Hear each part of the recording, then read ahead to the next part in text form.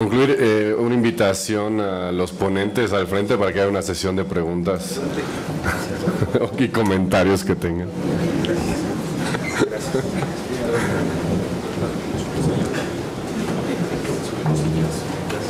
Si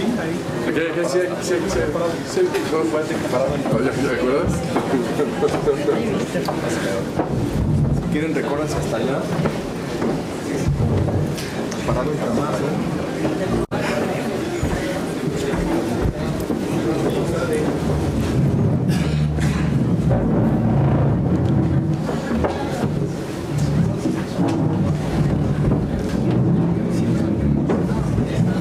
Ahí caben, ¿no? Perdón. Entonces no sé si tenga alguna duda, doctor Víctor Hugo.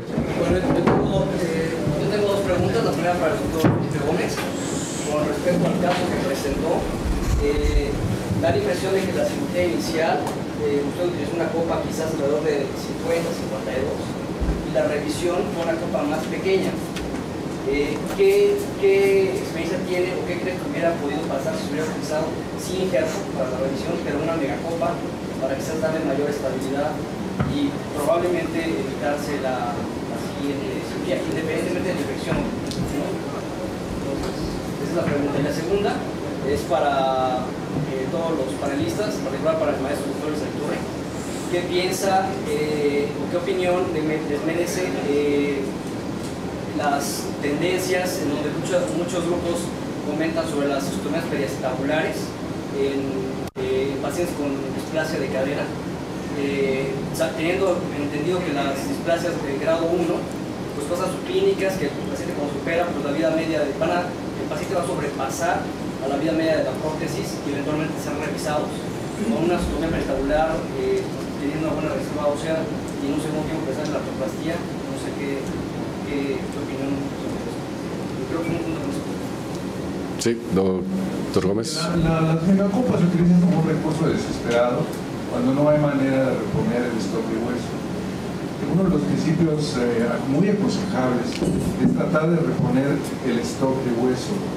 Uno de los, vean lo que terminé de diapositivas y tenemos problemas graves de la recuperación total a largo plazo. Pero es lo mismo que nos vengan a contar a 2 años, 3 años, 5 años, 7 años, 10 años a lo que pasa en 15 años o 20 años de hacer seguimientos sistemáticos en los pacientes. Entonces, si ya sabemos que lo que se pierde es hueso, tratemos de conservar el hueso. Entonces, las megacopas, las copas oblongas, las de burbuja, todos estos son recursos desesperados cuando no hay posibilidad de reponer el stock de hueso. Y deben dejarse hasta el último. No de entrada. De entrada reponer hueso y hacer todo lo posible para que el hueso no se pierda. Y para el panel de la segunda pregunta, ¿tiene algún comentario, doctor Mérida? Voy a hacer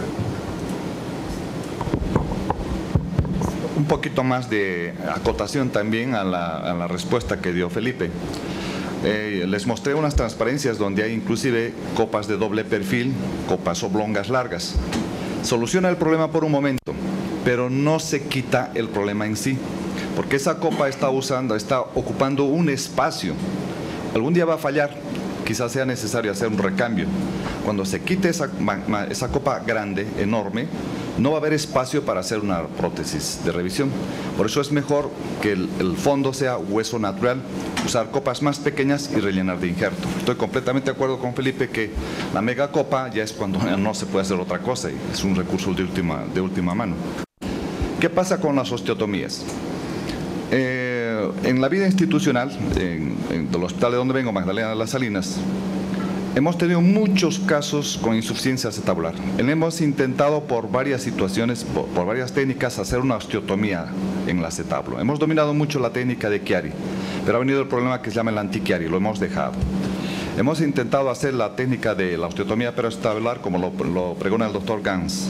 Hemos ido a hacer prácticas con el doctor Gans, pero el resultado no es la gran maravilla. La cirugía es muy agresiva. Es demasiada cirugía para un resultado que no es la gran cosa. El promedio de vida, que lo dice el mismo doctor Gans, son 10 a 15 años. Si yo le pongo una prótesis bien colocada a mi paciente, le garantizo 20 a 25 años. Si le vigilo bien a mi paciente, puedo hacerle un recambio que le garantice otros 15 a 20 años. ¿Qué quiero decir? Que la osteotomía en estos tiempos, teniendo acceso a buenas prótesis y con un buen entrenamiento, es mucho más factible hacerle una prótesis que hacerle una osteotomía perioacetabular. Vamos al otro lado. No tengo mucho acceso para hacer prótesis, no tengo mucha experiencia. ¿Cómo voy a hacer una osteotomía perioacetabular si no tengo experiencia haciendo prótesis? En resumen, las osteotomías perioacetabulares en su tiempo funcionaron y funcionaron muy bien. Pero si tengo otros recursos que me van a solucionar el problema con menos riesgo, con más facilidad técnica, creo que mejor opto por esa opción. Doctor Isaac-Torre. También acotar un poquito lo de las megacopas. Definimos megacopa como una copa que es 4 números más grande que la copa que originalmente pusimos, o que el tamaño del acetábulo.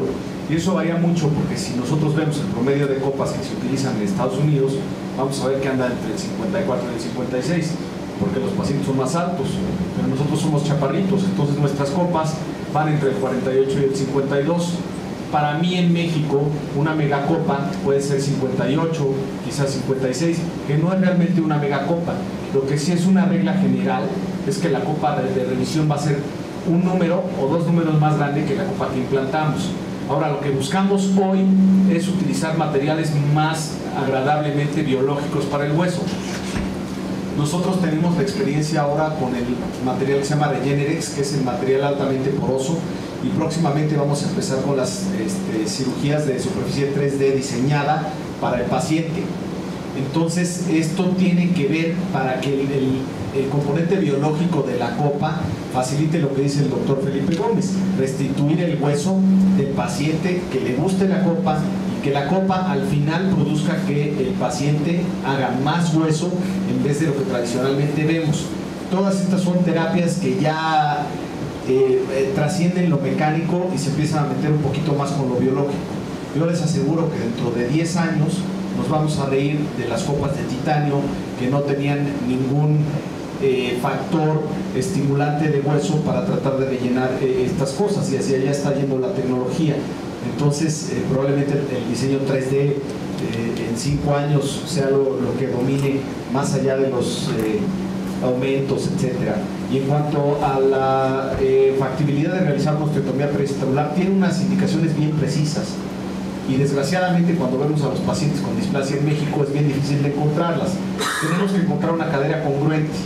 Si encontramos un acetábulo que es circular y una cabeza que tiende a ser ovoide, o hay unas que incluso son cuadradas, pues es una tontería hacerle una osteotomía perioacetabular, porque si lo vamos a reorientar, le vamos a quitar la congruencia y vamos a generar puntos de desgaste en donde no había. La otra es, se prefiere que la cabeza tenga el centro de rotación no más allá de 1 centímetro de donde originalmente está. También la mayoría de los pacientes que vemos están 2, 2,5 y se están migrando lateral, como lo enseñó el doctor Berneri en la clasificación de Bombelli. Entonces, si reorientamos el acetábulo en una forma tridimensional, lo que vamos a hacer es un fulcro. Lo que tenemos que hacer es una radiografía como las viejas de centraje que se hacían para la Chiari. Si la cabeza está funcionando como fulcro en lugar de rotación, definitivamente no es una buena idea hacer una reorientación 3D. Y la otra, si hay pinzamientos tanto mediales como laterales, que es lo más frecuente, ya tenemos disminución del espacio, pues es una mala idea hacer una cirugía de estas. El paciente ideal, créanlo, no estamos hablando de pacientes de 16 a 25 años que prácticamente no tienen desgaste y que es bien difícil de encontrar. Esos son los pacientes ideales. Entonces, empezar a hacer osteotomías perioacetabulares en todas estas deformidades, pues si la cirugía no está bien indicada, probablemente el resultado no sea bueno. Doctor Gómez. No, ya dijo todo lo que quería. Ok. Doctor Izagui. Perdón. ¿Ya? Ok, pues. ¿Se oye? Sí. Soy del Instituto Nacional de Rehabilitación y lo que hago es cirugía orientada al deporte. No veo prótesis casi nunca. Solo en la consulta privada. ¿Sí? Tengo una felicitación al abordaje multidisciplinario, refrescante.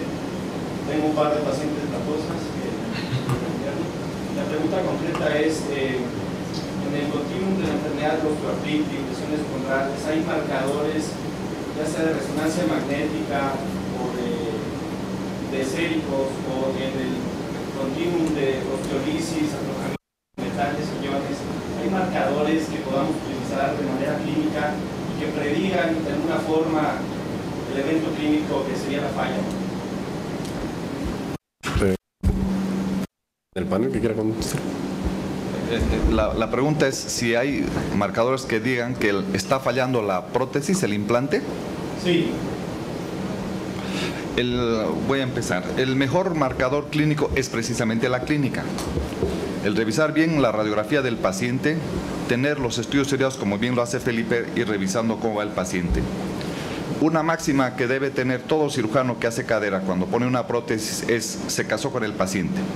Este paciente debe venir a control cada año y medio o cada 2 años para precisamente encontrar alguna falla que está empezando así. Un marcador, así como de laboratorio, que ya que está empezando a fallar, no la conozco ni creo que me sea más útil que hacer una revisión clínica. No sé qué opines, Felipe. Doctor Chaiturria, perdón. Bueno, si hay una reacción de hipersensibilidad cruzada incluso con la presencia de neoplasias, y se ha visto que las células que reaccionan a la osteolisis son similares a las células que reaccionan a los tumores. Entonces, ahorita se está buscando mucho los factores de necrosis tumoral. Sé que hay mucha investigación en el caso del factor de necrosis tumoral alfa, siguiéndolo desde que se implanta la prótesis, pero el problema es que son definitivamente estudios prospectivos, entonces lo tienes que buscar. También hay algunos otros mediadores de la inflamación, interleuquinas, pero creo que el que más se estudia es el factor de necrosis tumoral alfa. Doctor Gómez, creo que ya por último. Sí, no hay un marcador específico, yo creo que es un conjunto de elementos, porque se le coloca prótesis a un paciente que tiene una fractura de acetábulo, andaba en moto y se dio un trancazo, y que es completamente sano. O se le puede colocar una prótesis a un paciente reumático con un reumatismo muy agresivo, que tiene que tener múltiples medicaciones y agresividades. Entonces, no hay un marcador específico. Yo estoy de acuerdo totalmente con Ebert. El mejor marcador es jamás perder de vista a un paciente. Recuerden que la prótesis no es una curación. Curar y regresar como estaban los tejidos antes de que se lastimaran. Una prótesis es una solución para algo que no podemos curar y hay que vigilarla todo el tiempo. Es inmoral poner una prótesis y no seguir al paciente, tú u otra persona. Es el mejor marcador que puedes tener es ese. No es una curación, tenemos que meternos en la cabeza. Es un remedio mayor para algo que no tiene curación y algún día va a fallar. Creo que ya fue por último. Se les agradece mucho la visita el día de hoy. Esta fue el convivio que tenemos para todos ustedes. Gracias. Quiero agradecer al comité de cadera del colegio y quiero agradecer a todos los ponentes esta excelente sesión y sobre todo a todos los asistentes que abarrotamos de bote en bote hoy la plaza. Buenas noches. Vamos al micrófono.